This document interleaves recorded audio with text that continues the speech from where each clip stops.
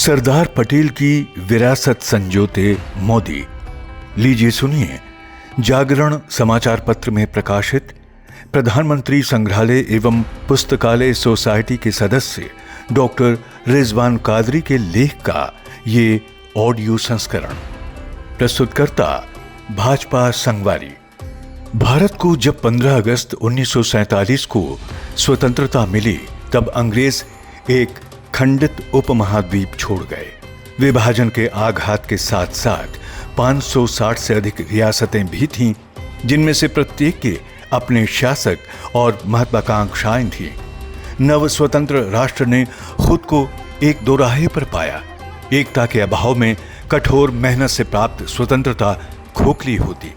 ऐसे महत्वपूर्ण मोड़ पर एक व्यक्ति ने चुनौती स्वीकार की और वे थे सरदार वल्लभ भाई पटेल, देश के पहले उप प्रधानमंत्री और गृह मंत्री।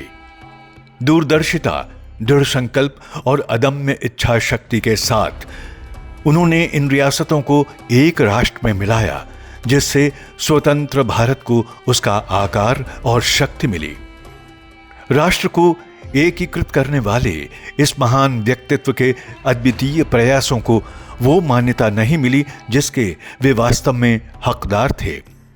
दशकों बाद प्रधानमंत्री मोदी ने इस विसंगति को पहचाना और पटेल की विरासत को संरक्षित करने तथा उसका सम्मान करने के लिए निर्णायक कदम उठाए।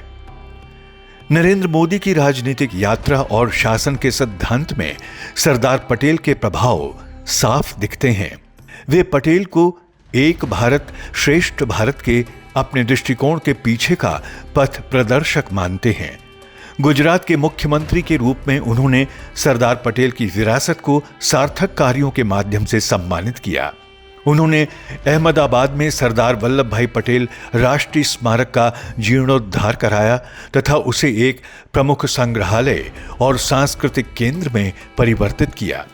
हर साल 31 अक्टूबर को पटेल जयंती पर मोदी ने युवाओं को उनके योगदान के बारे में जानकारी देने के लिए कार्यक्रम आयोजित करने शुरू किए। इनमें एकता यात्रा राष्ट्रीय एकत्व की भावना को बढ़ावा देने के एक सशक्त मंच के रूप में उभरी।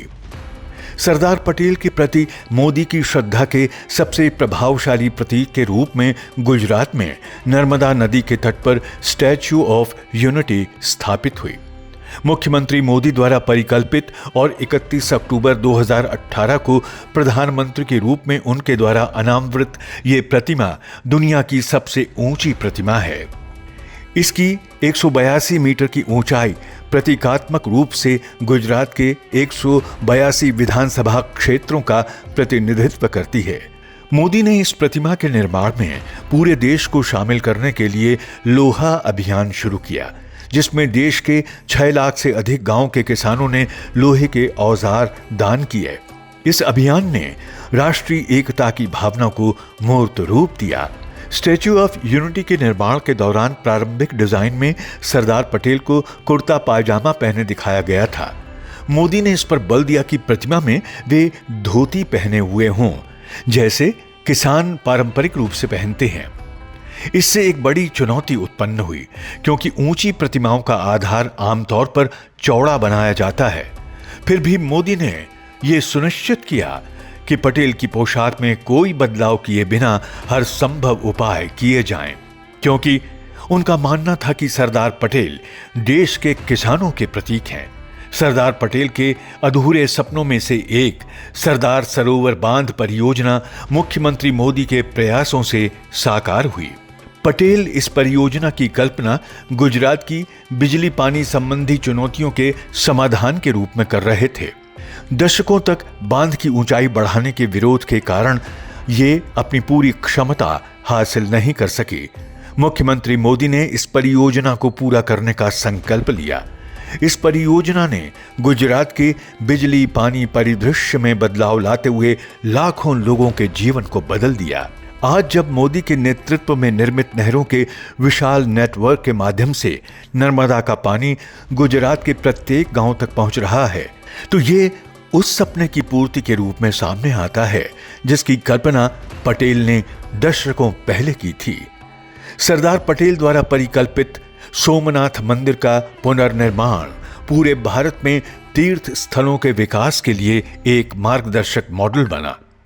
सरदार पटेल द्वारा परिकल्पित सोमनाथ मंदिर का पुनर्निर्माण पूरे भारत में तीर्थ स्थलों के विकास के लिए एक मार्गदर्शक मॉडल बना। मुख्यमंत्री के रूप में मोदी ने सरदार पटेल की ऐतिहासिक विरासत के संरक्षण के लिए कई पहलों का नेतृत्व किया। सरदार पटेल का राजनीतिक रूप से एकीकृत भारत का सपना जम्मू कश्मीर के मामले में साकार नहीं हो सका था। पटेल हमेशा चाहते थे कि जम्मू कश्मीर को भारत में पूरी तरह मिला दिया जाए, ठीक उसी तरह जैसे उन्होंने अन्य रियासतों को मिलाया। जम्मू कश्मीर एकमात्र ऐसी रियासत थी जिसे सरदार पटेल ने व्यक्तिगत रूप से नहीं संभाला था, क्योंकि ये प्रधानमंत्री नेहरू के अधीन थी और इसीलिए वहां अनुच्छेद 370 की तलवार लटकती रही। पीएम मोदी ने पटेल के एक विधान एक निशान के सिद्धांत को आगे बढ़ाया और अगस्त 2019 में अनुच्छेद 370 को निरस्त करके जम्मू कश्मीर को शेष राष्ट्र के साथ पूरी तरह एकीकृत कर दिया। महिला सशक्तिकरण को लेकर सरदार पटेल की प्रतिबद्धता महिलाओं को नगरपालिका चुनाव लड़ने की अनुमति देने वाले उनके 1919 के प्रस्ताव से परिलक्षित हुई थी। पीएम मोदी ने महिला आरक्षण विधेयक पारित कराया, जिससे संसद में महिलाओं के लिए 33% आरक्षण का मार्ग प्रशस्त हुआ। वास्तव में दोनों नेताओं का जीवन राष्ट्र के लिए प्रतिबद्धता का उदाहरण है।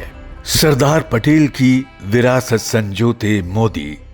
आप सुन रहे थे जागरण समाचार पत्र में प्रकाशित प्रधानमंत्री संग्रहालय एवं पुस्तकालय सोसाइटी के सदस्य डॉक्टर रिजवान कादरी के लेख का ये ऑडियो संस्करण। प्रस्तुतकर्ता भाजपा संगवारी।